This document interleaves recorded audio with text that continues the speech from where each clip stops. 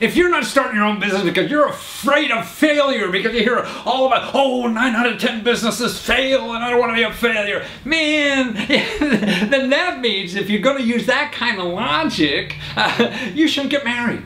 Because that's wrong data you're hearing, and you have to get the right data. Like here, American Psychological Association, okay, they have data that shows 40 to 50% of the marriages fail. That's right, 50% of the marriages are going belly up, and that's the first marriages. Well, second marriages even higher percentage, third marriages even higher percentages than that. But for business, it's about the same. 50% of the businesses have failed. That's from the Small Business Administration. So 50% of the businesses fail within like 5 years. So why are you getting married so easily when you're so afraid to start a business? Because there's a fear of failure. It's just stupid how our mind plays tricks on us, doesn't it? And we just don't act rationally so many times. We think we're rational, but we're really not. And that's why data helps. It gives you a slap on the head. What the hell am I worried about that for? I used to worry about failure so much in starting a business, and then my first 2 businesses failed. Then I found out, God, nobody really cared. I used to think that, if I failed, people would point at me going down the street and want a big F on my forehead, and let's go, so failure. And everyone's so involved in their own life, man. They don't really care what happens to you, and you're just stopping yourself from growing. That's the problem, is that, doing something you want to do, you're going to grow the most in this life. And I think that's what they're here to do. And I think for finding a mate, it's the same thing. Like we want to start a business, and we have the spreadsheet, we're going to do in starting a business or whatever, and all this check off and everything. Man, but do we do that with a mate? No, we follow our heart, right? We know that's going to be, we try, the brain does kick in once in a while, but it's our heart that makes the decision. See, and I think for a business to last too, that's what it is. You got to use the heart.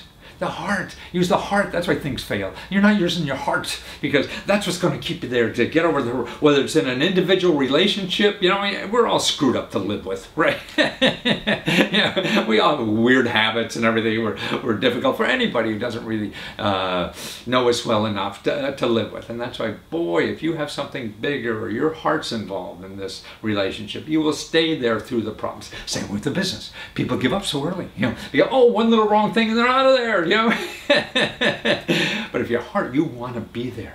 This is your life. This is what you want to do more than anything else. That's the way to get through. And you only have a 50% failure. So you start again. Like my marriage, I started again. That's what life's about, particularly in America now. You can start again. Nobody cares if you fail. And you just go out and do it again. And actual statistics, even in I went to Center for Disease Control and found, like in 2012, the latest data, 2 million marriages and about 900,000 failed. Wow, 2 million marriages, new ones. I was 900,000, gave up and got divorced. So that's what life is all about, and you're not going to grow. I mean, that's why it took me 2 failing marriages to realize it takes as much work in a relationship as it does to start a business. This isn't something you just can do with one hand on the side and on the weekends, man. This takes effort in life, and so does your professional life. And now I think more than ever you can, God, get something and start something yourself with little or no money. And so if it doesn't work out, you go and get another job you hate. There's plenty of those, and you have more opportunities to grow and even make more money by doing it yourself, because that's where the world is going. Secure jobs, working for a Fortune 500 company or whatever for 30 years, they're over. So if you want security, really, you have to do this nowadays.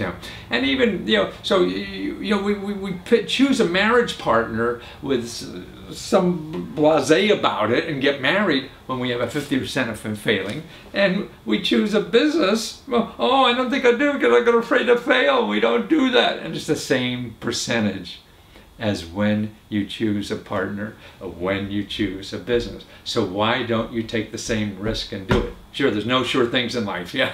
So nobody can guarantee anything. But if you don't try, certainly nothing's going to happen at all. And also, I saw interesting data about why businesses fail. Intuit did a nice little study about why small businesses went out of business. This is during the years 2008 to 2015. So like the last 7 years, you know, this is through the bad economy and everything. So the 58 failures they had, only 20, well, they had about 200 businesses and about 50 failed. So about 25% of the businesses failed, not 50%, only 25. But here's the reason, see? They're legitimate. They're not really failures, a lot of them. 4 failed because of external economic conditions. Okay, that's understandable. You know, the economy goes up and down, somebody goes, other people don't. 1 failed because of a lawsuit. So maybe he was an idiot, right? Another closed because of new legislation made it impossible for them to continue selling the product. 12 closed simply because the owners moved on. They wanted to do something else. You know, 7 closed because the business, they changed the name of the business. Same business. Is that failing? I don't think so. Or even moving on to do something else. Is that failing? Oh, I don't think so. 12 closed because of poor management. Okay, that's probably a failure or something. 2 closed because their projects were completed. Maybe they were just in business to do this project or whatever. That was it. And 10 closed because they couldn't determine the reasons. But that's the whole thing in life, man. We put roadblocks in our head, you know, that aren't real, you know, and the reality, the world's big out there, and we don't even understand it all. So we make up these little rules of thumb, you know, because I heard somewhere, well, actually, one of the presidential candidates said 9 out of 10 businesses fail. That's bullshit, you know. I don't know where oh, it must be right. Somebody on television said that, you know.